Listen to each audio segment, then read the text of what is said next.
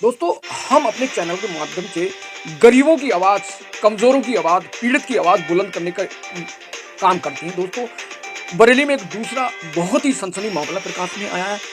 एक ऐसा मामला, एक दलित बेटी का मामला, ये बरेली थाना क्षेत्र दोरनिया के गाँव का मामला है। बेटी बरेली में खुसलोग अस्पताल में नौकरी करती थी। उस दौरान लड़की को एक लड़की जब बरेली में कुशलोक पगरानी अस्पताल में नौकरी करती है दोस्तों, उस दौरान एक अन्य बिरादरी का लड़का लड़की को साजाती है बताकर, जिस बिरादरी दलित बिरादरी की लड़की थी उसी बिरादरी के लड़के ने झूठा बताकर उस लड़की से शादी करने का प्रस्ताव रखा और लड़की को बहला फुसला कर पीछे काफी साल तक उसके साथ शारीरिक शोषण करता रहा, बीवी बनाकर रखता था। लड़की बार बार शादी का वादा करती थी, लड़की कहती थी लड़के से कि शादी कर ले, लेकिन हर बार वो मुकर जाता था, बहानेबाजी करता था।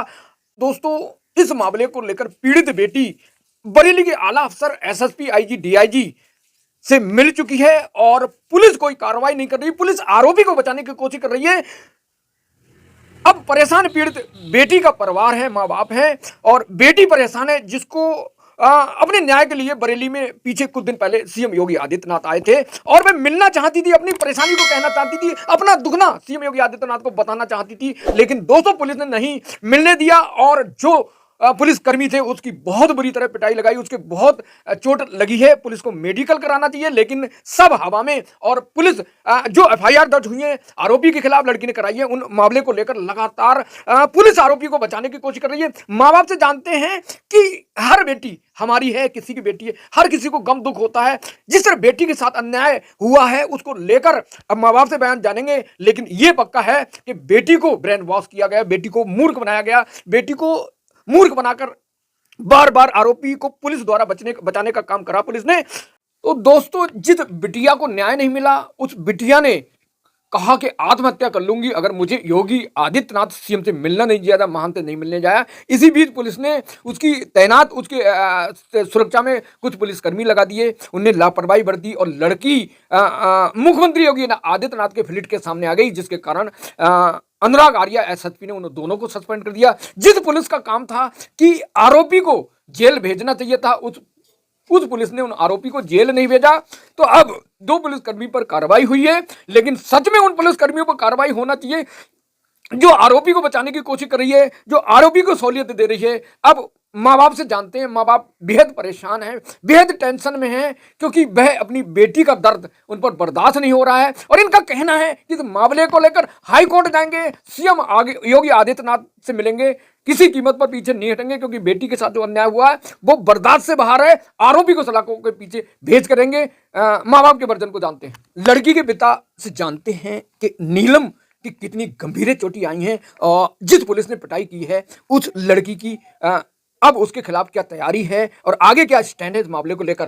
पहले जो बताइए, क्या नाम है आपका? मेरा नाम रंजीत सिंह। रंजीत भाई, कि आपकी बेटी का परिचय उस लड़के से कैसे हुआ? उसको जय अपने दोस्त के पास आया था हाँ, बरेली, जी तो वो उसी के कमरा में उसकी दोस्त की और बहन थी, वो साथ में ड्यूटी करती थी। जी जी जी। तो उसके बाद में इनने कहीं वो परिचय में कराने की, मैं भी तुम्हारी बिरादर का हूँ, तुम मुझसे शादी कर लो, जो है वो। तो सब शादी उदी तो करी ना, उसके शोषण करता रहा 3 साल तक। 3 साल तक शारीरिक शोषण करता रहा, ये वादा करता रहा कि मैं लड़की से शादी करूंगा, लेकिन क्या आज तक कोर्ट मैरिज हुई या हिंदू या जो बिरादर का लड़का उस रीति से शादी की? नहीं, कुछ नहीं करी। तो पुलिस ने इस मामले में 376 का मामला बनता है, पुलिस ने इस मामले को दहेज प्रथा बना दिया दोस्तों। और दहेज प्रथा बनाने के लिए साक्ष्य होते हैं, लड़की लड़का की शादी होती है, कोई सबूत नहीं है दोस्तों, कोई सबूत नहीं है। बिना सबूतों के इस बरेली पुलिस की जो टीम है, बरेली पुलिस की जो थाना क्षेत्र की पुलिस है, उसने इसे दहेज प्रथा बना दिया दोस्तों। तो क्या दहेज प्रथा लगा दी है जबकि लड़की के साथ शोषण हुआ? सर, इनने थाने में रिपोर्ट लगवाने को गए थे, तो इनने दरोगा जी ने जो हमने तहरीर दी थी, इनने बदल के दूसरी तहरीर वो कर दी। मतलब जो है तो तहरीर आरोपी से मिलकर पुलिस ने आरोपी को बचाने के लिए तहरीर बदल दी और उसी आधार पर कार्रवाई की। ठीक है, तो अब आगे क्या, जब तहरीर ली तो आगे पुलिस ने क्या कार्रवाई की? उसने बोला दहेज प्रथा होगी, बाद में हमें पता चली दहेज प्रथा हम मानी ना। जब आईसो दोरनी आईसो वो तेजपाल सिंह ऐसा ही है, वो बोले वो फैसला कर लो, तुम्हें 3 लाख रुपए देंगे, हम रुपए के कोई। देखिए, पुलिस का काम है कि विवेचना करना, आरोपी को जेल भेजना, वो फैसला का दबाव बनाता। इससे साफ होता है कि जो आरोपी है उससे पुलिस मिली हुई है। अब उन्होंने फैसले को कहा तो आपने क्या कहा? हमने मना कर दी फैसले को, हम फैसला ना करेंगे, हम इसे जेल भेजेंगे, इसने हमारे साथ, हमारी लड़की के साथ में गलत कराया तो जो गलत भरेगा। तो पुलिस ने उसे पकड़ा, जेल भेजा, नहीं भेजा? जी कुछ नहीं, हमारे घर पर आती है, उस घर पर कोई ना, हमारे घर पर दिन भर में 3-3 4-4 फेरे चक्कर लगाती मतलब है। पुलिस चक्कर काट रही है। जिस पुलिस का काम था आरोपी को पकड़ना, आरोपी को गिरफ्तार करना, आरोपी को कस्टडी में लेना, वो आरोपी को बचा कर लड़की के पीछे पड़ी है, लड़की को घर भेजती। पूरे गांव में ड्रामा होता है, जिसके कारण काफी शर्मिंदा हैं ये लोग। तो दोस्तों कमेंट करके बताएं, लड़की का आखिर क्या दोस्त है? लड़की का वादा किया लड़के ने, शारीरिक शोषण करा, शादी नहीं की, जो धारा लगना चाहिए वो इंक्लूड नहीं की। पुलिस की लापरवाही लगातार सामने आ रही है। पीड़ित बेटी नीलम की मां से जानते हैं, बेहद परेशान है मां बाप। बेटी के साथ अन्याय हुआ, पुलिस को जेल भेजना चाहिए आरोपी को। क्या पुलिस ने आरोपी को जेल भेजा? नहीं भेजा आरोपी को। तो अब क्या कहना चाहती है इस मामले? हमारे लड़के को इंसाफ बनना चाहिए, हाँ, इंसाफ बनना चाहिए। हमारे लड़के को आरोपी को जेल भेजना चाहिए। हम हाई कोर्ट तक हम हाई कोर्ट तक जाएंगे। हाँ। और हमारी लड़की को कहीं पर इंसाफ नहीं मिल रहा है, पुलिस आती है बार बार। योगी चैलेंज करते हैं कि बेटी सुरक्षित है, 12 बजे निकल सकती है। ये क्या है माननीय योगी जी, कि योगी की पुलिस योगी सरकार को धब्बा लगा रही है, योगी सरकार को बदनाम कर रही है। एक बेटी के साथ अन्याय होता है और फर्जी शादी दिखाकर उसको दहेज प्रथा का मुकदमा कर उन्हें जमानत दे दी जाती है। ये पुलिस का काम बन गया है। लेकिन सच तो ये है कि जो धारा लिखा जाना चाहिए, जो धारा लगना चाहिए, उनसे पुलिस बचाकर अपना मामला सेट करती है। तो अब कहां तक जाओगे, क्या करोगे इस मामले में अगर न्याय नहीं मिले? हाई कोर्ट तक जाएंगे हम।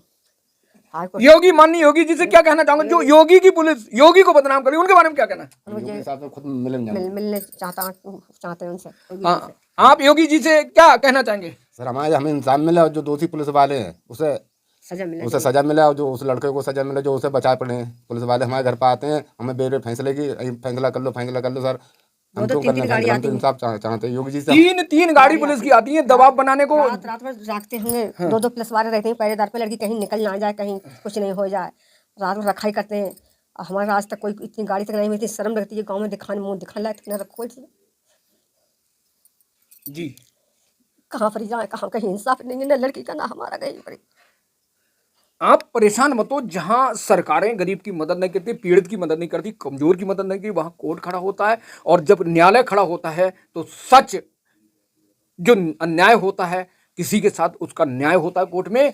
तो घबराने की जरूरत नहीं है, कोर्ट बनाया, परेशान होने की जरूरत नहीं है। इंतजार करिए, आगे कार्रवाई को आगे बढ़ाइए और देखते हैं इस मामले को लेकर, नीलम के केस को लेकर आगे क्या अपडेट आता है। तब तक के लिए जुड़े रहिए नेक्स्ट वीडियो के लिए, नेक्स्ट न्यूज के लिए। ऐसे गरीबों की आवाज उठाने के लिए हम लगातार संघर्ष कर रहे हैं। आपको प्रॉब्लम, आपको चैलेंज, आपको समस्या है तो हमसे संपर्क करें, कमेंट करें। जरूर हम आपकी बुलंद आवाज बनकर सरकार तक पहुंचाएंगे, कोर्ट तक पहुंचाएंगे, ये न्याय दिलाएंगे। तब तक के लिए नमस्कार, जय हिंद, जय संविधान, जय भारत।